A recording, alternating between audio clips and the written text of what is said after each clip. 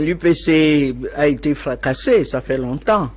Donc, le premier candidat qui a été proclamé, c'était Baïbek. Baïbek présentait des avantages, homme des médias, etc. Mais à un moment donné, on s'est aperçu que Baïbek était plus le candidat de sa propre personne que le candidat du parti. Et comme il est un peu réticent, il ne voulait pas suivre les conseils pour qu'il colle aux idéaux de l'UPC. Bon, une autre faction à laquelle est allié ceux qui ont fait le congrès de Baden-Kop, dont j'ai été élue la présidente, et ceux qui ont fait un autre congrès, on s'est alliés, et c'est là que, avec sa verve habituelle, Baïbek a un peu insulté tout le monde, et donc il y a eu un vote, et c'est là que Yam Timba l'a emporté, qui est le candidat qui est présenté aujourd'hui.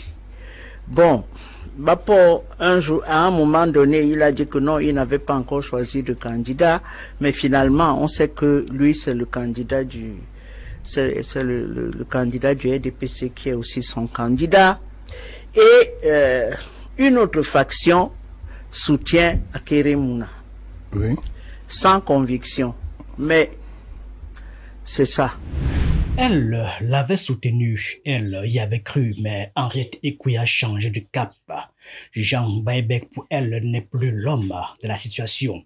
Président de lui-même, dit-elle, un dirigeant plus préoccupé par sa propre stature que par la dynamique collective du parti. Elle prend donc une autre voie, celle de Yam Timba, candidat porté par une nouvelle faction de l'UPC dont elle est désormais présidente. Un choix révélateur car au-delà des égos, ce revirement souligne un malaise plus profond au sein de l'UPC. La fragmentation est totale. Jean Baïbek, Yam Timba et potentiellement Paul Biya soutenu par l'aile Mbapolipote, sans oublier Akeremouna soutenu par une autre faction. 4 figures, 4 camps, un même logo et dans les coulisses, des accusations, des soupçons et toujours la même rengaine, l'argent. Alors, ce qui va se passer certainement, bon, moi je suis retourné là-bas pour pouvoir, en espérant, unir le parti, mais le parti a déjà beaucoup de fractions qui font que une bonne fraction de l'UPC a l'habitude de l'argent. L'argent de la présidence, l'argent. Donc, il est difficile d'unir les gens sur les idéaux du parti. Ce n'est pas possible, ce n'est plus possible. Donc on verra ce que l'avenir va nous montrer. Pour l'instant, c'est Baïbek a décidé de continuer sa candidature avec quelques UPCistes et l'autre parti continue avec Yam Timba. Voilà la situation. Henriette Ekoué a enfoncé le clou plus haut. Une bonne partie de l'UPC est désormais habituée à l'argent. Celui de la présidence, dit-elle. Une accusation à peine voilée qui renvoie à des connivences anciennes entre certaines factions de l'UPC et le régime. Jean Baïbek, désormais isolé, incarne une autre stratégie. Il décide de faire campagne seul et de financer seul. Mais sa méthode intrigue, voire inquiète. Pas de compte de campagne, pas de plateforme tierce, pas de comité de collecte. Les fonds vont directement dans ce téléphone, numéro MTN Mobile Money et Orange Money personnel. Au nom de Jean Baïbek, les contributeurs transfèrent comme on soutiendrait un parent en difficulté. Cette pratique dénoncée par Henriette Ekoué comme un choix personnel déguisé en projet présidentiel reflète aussi la fracture interne de l'UPC, incapable de s'accorder sur une équipe, une stratégie ou une trésorerie collective. Le parti s'effondre dans le chacun pour soi. Jean Baïbek choisit donc la simplicité, mais au prix d'un lourd soupçon d'amateurisme. L'image renvoyée est celle d'un homme qui préfère avoir la main sur sur les fonds plutôt que sur un programme partagé. Et cela se paye. Sur les réseaux, les moqueries pleuvent. Le candidat Mobile Money, le président des transferts. Dans un pays où la méfiance envers les élites est déjà aiguë, recevoir directement les fonds de campagne sur son téléphone devient un argument à charge. Quand on retient que vous, en tant que président de deux factions, d'une faction, ouais. Le candidat actuel, c'est Yam Timban. Pour l'instant, c'est Yam Timban. Pour l'instant.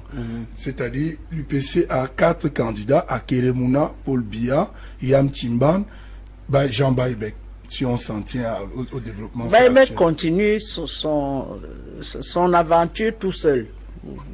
Mais Henriette Ekoué ne s'arrête pas à Jean Baïbek. Pour elle, la racine du mal est ailleurs. D'ailleurs, les manœuvres du Rassemblement démocratique du peuple camerounais, le RDPC, elle accuse sans détour le parti au pouvoir d'être à l'origine des divisions au sein de l'UPC. L'exemple le plus frappant, Robert Mbapo Lipote, le chef de file d'une autre faction de l'UPC qui a tout simplement choisi Paul Biya comme candidat, une décision symbolique qui, selon Henriette Ekoué, révèle l'entrisme du RDPC dans les rouages du parti historique de l'opposition. Donc l'UPC de toute façon est fracassé et le RDPC n'aimerait pas non plus que l'UPC soit uni. Il faut que je le dise. Maud va me contredire, mais ce qui s'est passé à l'UPC, c'est l'État qui a fait que l'UPC devient un parti en miettes dont tout le monde se moque. Bon. Mais on a été à un moment le pilier de l'opposition en 90-92. Ce n'est pas par hasard. Et le président de la République le sait, puisqu'il a tout fait pour que l'UPC entre dans sa majorité. Alors en 2014, quand il lance sa guerre contre Boko Haram, il annonce, oui, on a vaincu l'UPC, on a vaincu les maquis, etc. Mais il sait très bien qu'il a fait des pieds et des mains pour que l'UPC entre dans la majorité présidentielle. Ce n'était pas par hasard. Dans cette guerre de tranchées, l'UPC semble plus morcelé que jamais. 4 candidats s'en réclament. Jean Baïbek, Yam Timba, Paul Biya via la faction de Bapolipote et une autre faction qui soutient Akeremouna. Une confusion totale, reflet d'un parti miné de l'intérieur entre ambition personnelle et influence extérieure. Ma chère sœur, le RDPC torpille l'UPC. Bon, si c'est le RDPC, j'allais dire que c'est de bonne guerre. Vous ouvrez vos jambes, on vous met un zolo. Vous créez des fragilités à l'intérieur. Vous mettez l'argent partout. Non, par contre, non. L'argent aussi crée les zolos. Non, par contre, je suis contre le fait de l'achat des consciences, de l'achat. Non. Écoutez, là également, vraiment, revenons au centre. Nous nous élevons parce que nous voulons travailler pour le compte des communautés. Les gens qui prennent de l'argent pour leur action publique, ce ne sont pas mes amis. Et ce ne sera jamais mes amis. Quand on est dans l'action publique, ça veut dire qu'on est au service des citoyens, pas pour soi-même. Et effectivement, donc, je n'envisage pas que c'est pour l'argent. On peut également avoir un discours chameur qui fait qu'on débauche. Partout ailleurs, on débauche. Sarkozy en a débauché, même y compris le Parti Socialiste, y compris les plus érudits. Aujourd'hui, qu'est-ce que Macron a fait? Il a siphonné la droite, la gauche, tout ça. Tout le monde est rentré dans la patate. On a fait le moulinex avec eux.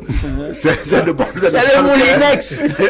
En réalité, les histoires de conviction, j'ai comme de plus en plus l'impression que ça tient plus sur un coup de fil. Quand vous avez un gouvernement qui se forme quelque part, que les gens se grattent la tête en disant oui mais s'il va commencer on va me regarder, s'il se rend compte qu'au bout de 6 mois on va oublier qu'il a muté, il s'en va gouvernement et puis malheureusement c'est comme ça que ça marche. À travers les choix de Baïbek, les ruptures incarnées par Henriette Ekoué et les accusations portées contre le RDPC, une réalité s'impose.